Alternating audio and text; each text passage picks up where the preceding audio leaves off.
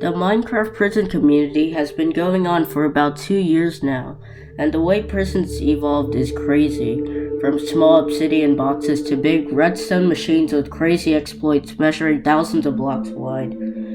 Prison builders and escapers have changed so much since the start of the prison community, with so many new inventions and techniques. In this video, I'm going to go over the history of the prison community and how the prisons and many prison escapers have changed and improved. Hello, my name is Eat the Pizza, and I'm a random dude on the internet with a potato PC, but I know quite a bit about the prison community, so yeah, sit back and enjoy the video.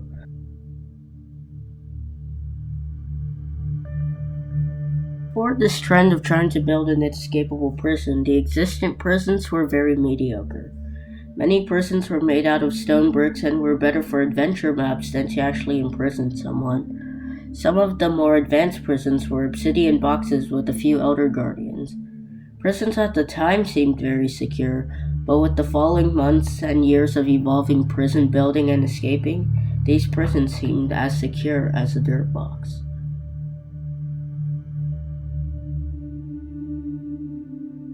Then came Pandora's Vault, which arguably was the main prison that kick-started this trend and the prison community.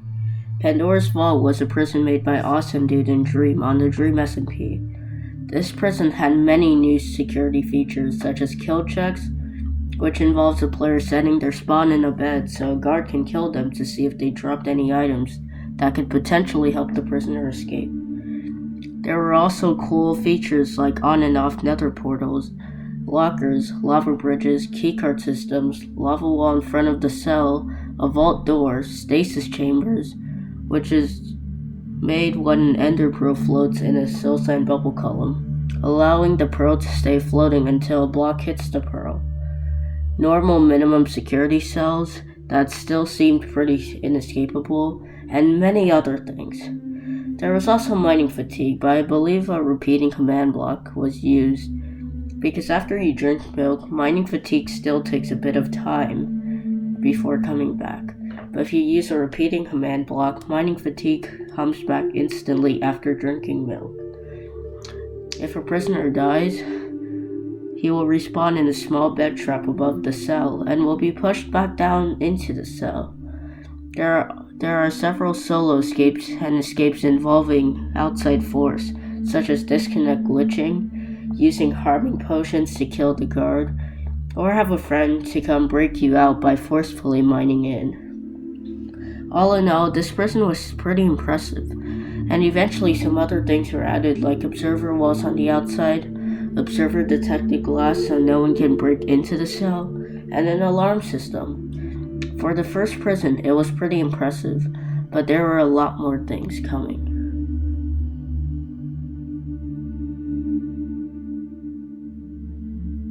After Pandora's Vault, a panda by the name of Scenes Fan tried to build a better prison called Poseidon's Vault. Poseidon's Vault was the first prison to use a cobblestone regenerating cell, at the time looking very advanced and hard to make. The cell has cobblestone generators, something Skyblock players are familiar with, and has pistons on redstone clocks to help push the cobblestone into any hole in the cell. When a block is broken in the cell, and the cobblestone regenerates, guard stasis chambers will activate, and the wolf will get killed, sending a chat message to alert people. The cobblestone cell is completely underwater and has a few decorations.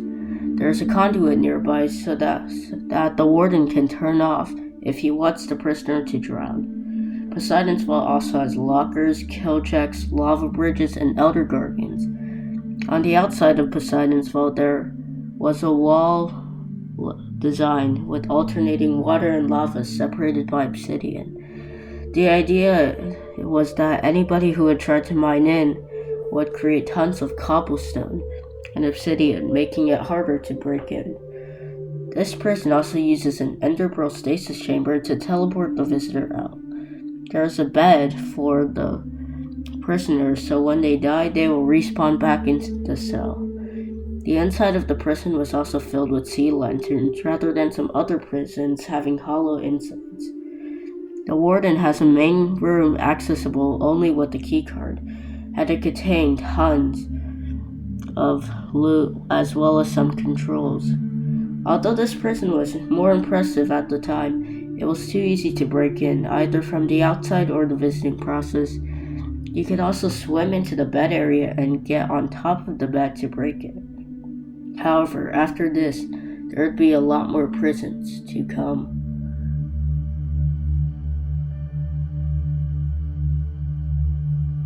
Poseidon's Fall was good, but some people tried to build a better prison. One person who tried was Mining Blob, who made the fortress. This prison, in my opinion, is most well known for the hole in the roof because of a beacon. The fortress also has a cobblestone regenerating cell, and once a block replaces, bells will be set off, alerting the guards. In the fortress, there are tons of kill checks, doors, lava bridges, and much more.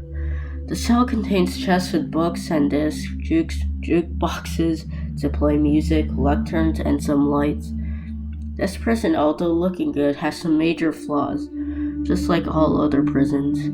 The chests in the cell or the signs holding the water bag could be used to jam the cobblestone regenerating cell, shown in a prison manhunt by Nighthawk. Although this prison wasn't very good, this was only one of the first of many mining block prisons, and one of the first actual inescapable prisons.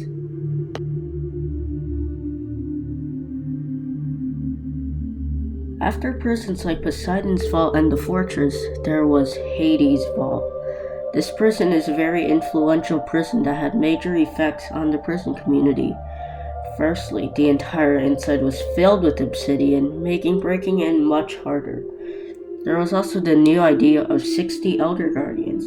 The idea was that Elder Guardians give you mining fatigue every minute, so if you have 60 of them, then they will give it to you every second. The visiting hallways had netherite blocks, later changed to obsidian and crying obsidian. There were also glass hallways, a concept used in many future prisons. The glass hallways allowed the guards to see the visitor or prisoner, but if the guard was in danger, he could quickly pull a netherite blast-proof shield. This prison also mostly stops invisible people from entering. In previous prisons, invisible people could sneak in, but in Hades' Vault they use a golden pressure plate. A golden pressure plate gives off a different redstone strength, depending on how many entities are on the pressure plate. So if there is a visitor and an invisible player on the pressure plate, that's 2 entities. So the pressure plate gives off a stronger redstone signal, which can be detected. After the golden pressure plate, there's also a lava tunnel to give the guards time for the visitor's arrival. In the main lobby, there's also a pattern of carpets to prevent withers from spawning. And if you break the carpet, a new feature called a lockdown will be triggered. A lockdown basically causes an annoying alarm sound and shuts off the prison, including turning off the conduit to make the prisoner drown. The lockdown can be automatically triggered or caused by a button press, but it can only be turned off in the warden's room. Some inventions like lockdown and glass hallways were all some things that would be used in many future prisons. This prison even had 19 versions, with new updates like adding a Swiss cheese design at the bottom to prevent Ender Pearl glitching, making the main lobby smaller, changing the obsidian to crying obsidian, and much more things.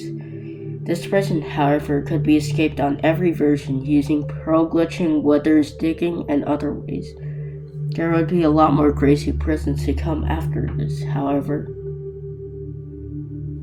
So that's all for today's video. If you liked it, please leave a like and consider subscribing and hitting that notifications bell so you will not miss out on other awesome content. If you have any criticism or you'd like to say something, consider leaving a comment. I'll try to read all comments and reply to them. Anyways, thanks for watching everyone, and bye for now.